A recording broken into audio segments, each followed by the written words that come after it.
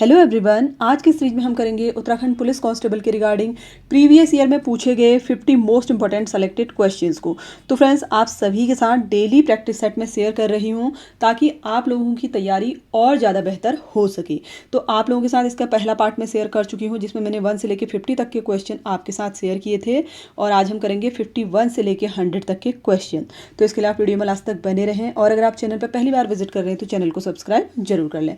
तो देखिए, पहला क्वेश्चन है, निम्नलिखित में किसके द्वारा सर्वप्रथम पर्यावरण तंत्र यानी कि इकोसिस्टम, ठीक है, की संरचना एवं प्रक्रिया को परिकल्पित किया गया? तो सबसे पहले किसने इसकी संरचना दी आपसे पूछा जा रहा है। तो इसका राइट आंसर है ऑप्शन सी, टॉन्सले ने दी थी, ठीक है। सेकंड क्वेश्चन है, निम्नलिखित में कौन सा एक धान के खेत में वायुमंडलीय नाइट्रोजन को स्थिरीकृत कर सकता है? देखिए, जो धान के खेत हैं उनमें वायुमंडलीय नाइट्रोजन का स्थिरीकरण कौन कर सकता है आपसे पूछा गया है। तो इसका राइट आंसर है पेंसिलियम। अगला क्वेश्चन है, दही बनाने में निम्नलिखित में कौन एक कार्यरत होता है? तो दही बनाने में होता है लैक्टोबैसिलस। अगला क्वेश्चन है, बिजली के चालक बने होते हैं। देखिए, बिजली के चालक आपसे पूछा गया है तो ये बने होते हैं तांबे के। ऑप्शन ए जो होगा इसका राइट आंसर होगा। अगला क्वेश्चन है, देखिए, कौन एक ऊर्जा का कार्बनिक स्रोत नहीं है? देखिए, स्रोत नहीं है पूछा गया, ठीक है। कोयला, लकड़ी, यूरेनियम, प्राकृतिक गैस। तो यहाँ पे कार्बनिक स्रोत जो है वो यूरेनियम नहीं होगा। अगला क्वेश्चन है, कौन सा पदार्थ एक विस्फोटक के रूप में प्रयुक्त होता है? Celluloid, gun cotton, cellulose butyrate, cellulose acetate. तो इसमें राइट आंसर है गन कॉटन, ठीक है। गन कॉटन को बहुत ज़्यादा यूज किया जाता है बंदूक और तोपों में, ठीक है, और इसी को नाइट्रोसेल्यूलोज भी कहा जाता है, ठीक है। गन कॉटन को अगर आपको ऑप्शन में दे दे नाइट्रोसेल्यूलोज तो आपको याद रखना है कि नाइट्रोसेल्यूलोज गन कॉटन को ही कहा जाता है। नेक्स्ट क्वेश्चन है, तेल है। तो देखिए, तेल क्या है? एक फॉस्फोलिपिड है, द्रवित वसा है, एस्टेरॉइड है या ये सभी? तो तेल एक द्रवित वसा है, ठीक है। ऑप्शन बी इसका राइट आंसर होगा। नेक्स्ट क्वेश्चन है, भारत सरकार को निम्नलिखित में से किस कर से सर्वाधिक राजस्व की प्राप्ति होती है? देखिए, सबसे ज्यादा राजस्व कौन से कर से होती है भारत सरकार को पूछा गया है। तो इसका राइट आंसर है निगम कर, ठीक है। ऑप्शन बी इसका राइट आंसर होगा। नेक्स्ट क्वेश्चन है, भारत जनगणना 2011 के सर्वाधिक जनघनत्व वाला राज्य है। देखिए, सबसे ज्यादा जनघनत्व किस राज्य का है 2011 की जनगणना के अनुसार पूछा गया है। तो इसका राइट आंसर है ऑप्शन बी, बिहार। यहाँ का जो जनसंख्या घनत्व है देखिए वो 1102 व्यक्ति प्रति किलोमीटर है। नेक्स्ट क्वेश्चन है, निम्नलिखित में किस भारतीय राज्य में गरीबी रेखा से नीचे जीवन यापन करने वाले लोगों की संख्या सर्वाधिक है? देखिए, कौन से राज्य में सबसे ज़्यादा गरीबी रेखा से नीचे जीवन यापन करने वाले लोग हैं? तो इसका राइट आंसर है ऑप्शन बी, बिहार। अगला क्वेश्चन है, विश्व व्यापार संगठन WTO में वर्तमान सदस्य देशों की संख्या है। तो देखिए, WTO में वर्तमान में 164 सदस्य देश हैं, ठीक है। ऑप्शन डी इसका राइट आंसर होगा। अगला क्वेश्चन है, देखिए, निम्नलिखित में कौन सा प्रक्षेत्र भारत की राष्ट्रीय आय में सर्वाधिक योगदान करता है?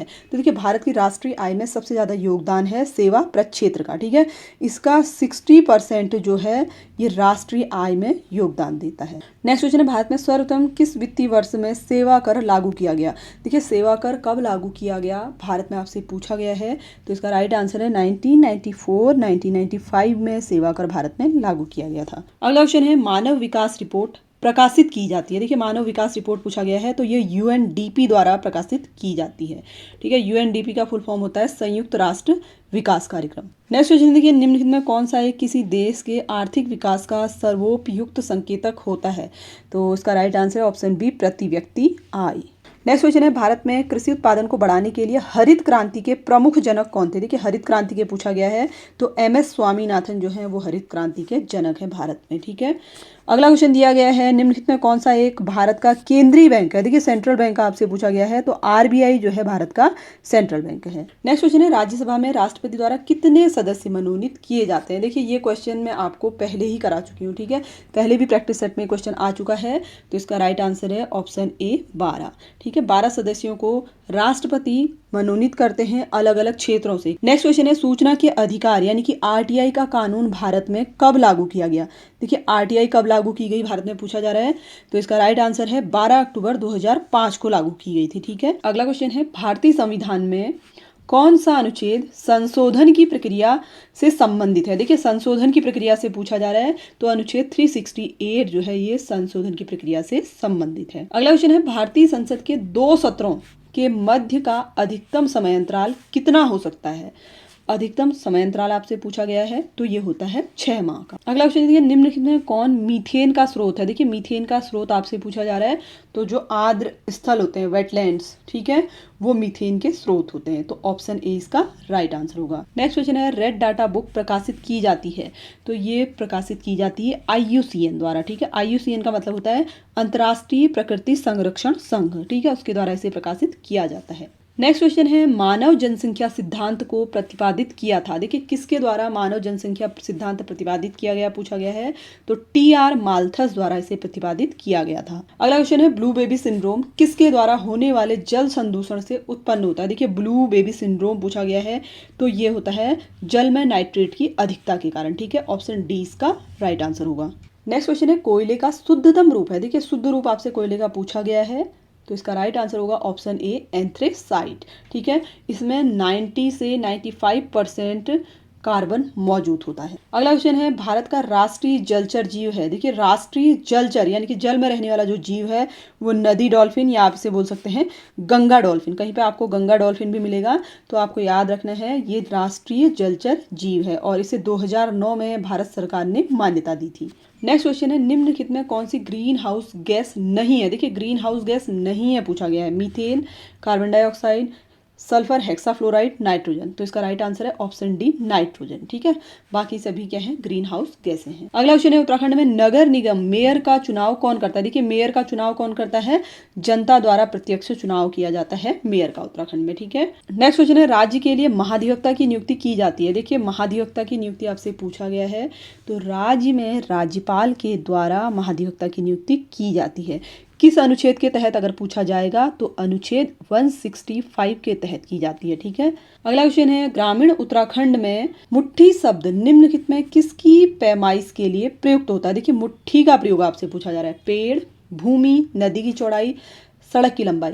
तो मुट्ठी का प्रयोग किया जाता है उत्तराखंड में भूमि के लिए, ठीक है। और आपको ये भी याद रखना है, देखिए कई बार आपसे एग्जाम में पूछा जाता है एक नाली में कितनी मुट्ठी होते हैं, तो आपको याद रखना है 16 मुट्ठी, ठीक है। अगला क्वेश्चन देखिए, उत्तराखंड में भकार शब्द का प्रयोग होता है। देखिए भकार का प्रयोग होता है खाद्यान्नों के भंडारण हेतु, ठीक है। आप लोग अगर पहाड़ी क्षेत्रों से बिलोंग करते होंगे, आप गाँव के एरिया में कभी रहे हैं, तो आपको पता होगा भकार में क्या होता है। जैसे पहाड़ों में धान, गेहूं, मडुआ ऐसी फसलों को सुरक्षित रखने के लिए भकार का प्रयोग किया जाता है। नेक्स्ट क्वेश्चन है, उत्तराखंड में विवेकानंद पर्वतीय कृषि अनुसंधान संस्थान स्थित है। देखिए कौन सा अनुसंधान पूछा गया है, विवेकानंद पर्वतीय कृषि अनुसंधान संस्थान, तो ये स्थित है अल्मोड़ा में। नेक्स्ट क्वेश्चन है, देखिए उत्तराखंड राज्य में कागज का सबसे बड़ा कारखाना स्थित है। देखिए उत्तराखंड राज्य में आपसे पूछा गया है, तो ये स्थित है लाल कुआं में। नेक्स्ट क्वेश्चन है, जनगणना 2011 के अनुसार उत्तराखंड राज्य की कुल जनसंख्या है। देखिए 2011 में लास्ट जनगणना हुई थी, तब से अभी तक हुई भी नहीं है। तो उस वक्त उत्तराखंड राज्य की जनसंख्या थी 1,86,292, ठीक है। और देखिए इससे रिलेटेड आपसे एक और क्वेश्चन कई बार पूछा जाता है कि उत्तराखंड का देश की जनसंख्या में कितना % हिस्सा है। तो आपको याद रखना है कि देश की जनसंख्या में 1.69% जो भाग है वो उत्तराखंड की जनसंख्या का भी है। और देखिए अगर आपसे जनसंख्या घनत्व पूछा जाए तो 189 प्रति व्यक्ति वर्ग किलोमीटर है, ठीक है। नेक्स्ट क्वेश्चन देखिए, विश्व प्रसिद्ध जिम कॉर्बेट नेशनल पार्क। देखिए जिम कॉर्बेट नेशनल पार्क से रिलेटेड आपसे एक ना एक क्वेश्चन पक्का पूछा गया है हर एक क्वेश्चन पेपर में। अभी तक मैंने जितने भी प्रैक्टिस सेट आपको कराए हैं, कहीं ना कहीं आपको जिम कॉर्बेट नेशनल पार्क से जुड़ा हुआ क्वेश्चन जरूर मिला होगा। तो आपसे यहाँ पे पूछा गया है कि Jim Corbett national park Uttarakhand के किस जनपद समूह में स्थित है। तो ये स्थित है नैनीताल और पौड़ी गढ़वाल जनपदों के मध्य, ठीक है। ऑप्शन सी इसका राइट आंसर होगा। नेक्स्ट क्वेश्चन देखिए, उत्तराखंड राज्य में जनगणना 2011 के अनुसार सर्वाधिक साक्षरता दर वाला जिला कौन सा है, यानी कि सबसे ज्यादा लिटरेसी किस जिले की आपसे पूछा गया है। तो इसका राइट आंसर है ऑप्शन बी देहरादून। सबसे कम अगर आपसे पूछा जाए तो सबसे कम साक्षरता दर है उधम सिंह नगर की, ठीक है। अगला क्वेश्चन है, 2011 की जनगणना के अनुसार उत्तराखंड का सर्वाधिक जनसंख्या वाला जनपद। देखिए पहले साक्षरता वाला पूछा गया था, यहाँ पे जनसंख्या वाला पूछा गया है, ठीक है। सबसे ज्यादा जनसंख्या है हरिद्वार की। नेक्स्ट क्वेश्चन है, निम्नलिखित में कौन सा एक गिरिद्वार दर्रा उत्तराखंड में स्थित नहीं है। लिपुलेख दर्रा, माणा दर्रा, सिल्ला दर्रा या फिर डिप्सा दर्रा। देखिए आई थिंक क्वेश्चन में थोड़ा चेंज होना चाहिए था। निम्नलिखित में कौन सा एक गिरिद्वार यानी कि दर्रा उत्तराखंड में स्थित नहीं है होना चाहिए, क्योंकि देखिए लिपुलेख दर्रा, माणा दर्रा, सिल्ला दर्रा ये तीनों ही उत्तराखंड में स्थित है, जबकि जो डिप्सा दर्रा है ये हिमाचल प्रदेश में स्थित है। अगला क्वेश्चन है, देखिए हुड़का है एक वाद्य यंत्र है, लोकगीत है, जनजाति है, गायन शैली है, तो ये एक लोक वाद्य यंत्र है। तो फ्रेंड्स आई होप कि आप सभी के लिए सीरीज हेल्पफुल रह रही होंगी। आप लोग इन क्वेश्चंस को ज़्यादा से ज़्यादा सॉल्व करें ताकि आप लोगों की प्रैक्टिस और ज़्यादा अच्छी हो सके। नेक्स्ट क्वेश्चन है, देखिए द्रोणगिरी पर्वत को उत्तराखंड पर्यटन द्वारा ट्रैक ऑफ द ईयर 2017 घोषित किया गया, यह कहाँ स्थित है? देखिए कौन सा पर्वत है? द्रोणगिरी पर्वत, ठीक है। तो ये स्थित है चमोली जनपद में, ठीक है। ऑप्शन डी इसका राइट आंसर होगा। नेक्स्ट क्वेश्चन है, इनमें किस भाषा को उत्तराखंड राज्य की दूसरी राजभाषा घोषित किया गया है? देखिए दूसरी राजभाषा है संस्कृत, ठीक है। नेक्स्ट क्वेश्चन है, निम्नलिखित में किस एक पर्वतीय स्थान को महात्मा गांधी जी ने भारत का स्विट्जरलैंड कहा था? देखिए भारत का स्विट्जरलैंड महात्मा गांधी जी ने कहा है कौसानी को। नेक्स्ट क्वेश्चन है, उत्तराखंड राज्य में वर्तमान विधानसभा क्षेत्रों की संख्या क्या है? तो बहुत ही सिंपल क्वेश्चन है, आप लोग कमेंट करके बताएंगे कि वर्तमान में विधानसभा क्षेत्रों की संख्या कितनी है। अगला क्वेश्चन है, पद्मश्री बसंती क्यों प्रसिद्ध है? तो ये एक जागर गायिका है और इसीलिए ये प्रसिद्ध हैं, ठीक है। नेक्स्ट क्वेश्चन देखिए, विश्व प्रसिद्ध फूलों की घाटी निम्नलिखित में किस जनपद में स्थित है? देखिए कौन से जनपद में स्थित है पूछा गया है, तो इसका राइट आंसर है ऑप्शन सी चमोली में स्थित है। अगला क्वेश्चन है, उत्तराखंड राज्य का स्थापना दिवस किस तिथि को मनाया जाता है? तो बहुत ही सिंपल क्वेश्चन पूछा गया है, ये तो आप सभी जानते ही होंगे, 9 नवंबर को। अगला क्वेश्चन दिया गया, देखिए कौमुदी महोत्सव का रचयिता कौन है? तो कौमुदी महोत्सव के रचयिता है विज्जिका।